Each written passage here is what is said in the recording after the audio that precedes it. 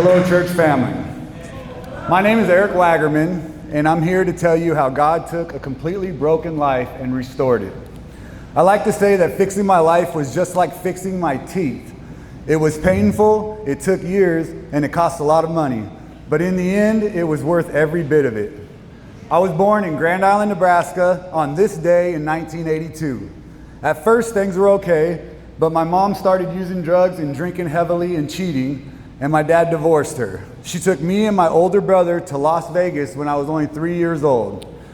That was the last time I really had my dad in my life. In Vegas, my mom married a man named Wade. He was an alcoholic and extremely violent. I watched him beat my mom for years. He'd break glass over her head, dump spaghetti on her, and one night he knocked her out cold on the porch with one punch. My brother and I hid in the closet and called the police. Those years left deep scars on all of us. When I was around 10 or 11, my mom finally got the courage to leave him, and we spent a couple nights sleeping in the car at the Salvation Army parking lot. She ended up sending us to Nebraska to live with our grandparents, and later my dad came and took us to Albuquerque, but things were unstable there too. My mom disappeared on us for 2 years, changed her phone number, and wouldn't talk to us, and that rejection really crushed me. I was 12 when I started drinking, smoking weed, and using meth.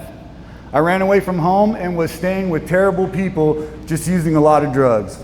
My mom eventually came and brought us back to Las Vegas, but a couple years later, when I was 15, my mom left me and my brother to live alone in an apartment while she went back to her new boyfriend, Tom.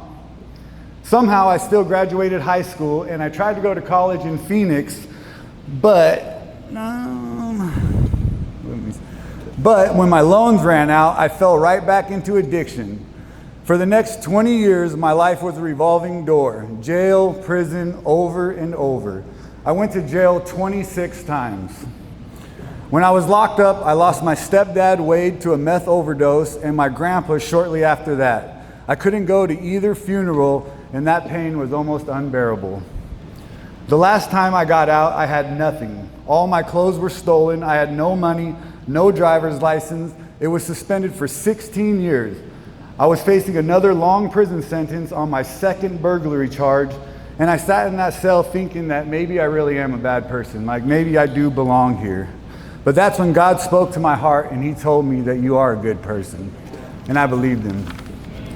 My recovery was just like getting my teeth fixed. First, I had to deal with the worst ones, the ones that could kill me. That was taking care of my warrants and all of my legal problems, so I wouldn't go back to prison.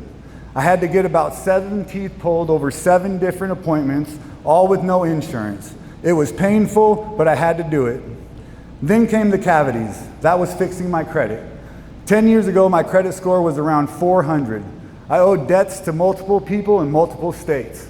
I started knocking them out one by one, smallest one first, slowly working my way up. It took a lot of shots, a lot of pain, and many appointments, just like the 12 cavities I had to get fixed. Finally, after all that work and pain, I got my new teeth, my partial dentures. That's when the good part came. That's when God restored my life. I got serious about my plumbing career, earned my journeyman plumbing license, then my master plumbing license. I moved to Lincoln, joined the union, and now I make a really good living. I bought a house, I got my family back, and today I have a beautiful wife and 3 beautiful kids. I'm even getting ready to open my own plumbing business. And my credit score is over 800. Church, it didn't happen overnight. It took years of hard work, facing my past and trusting in God instead of my own broken thinking. But God was faithful every step of the way. If he can restore somebody like me, he can restore any one of you guys. Thank you for letting me share.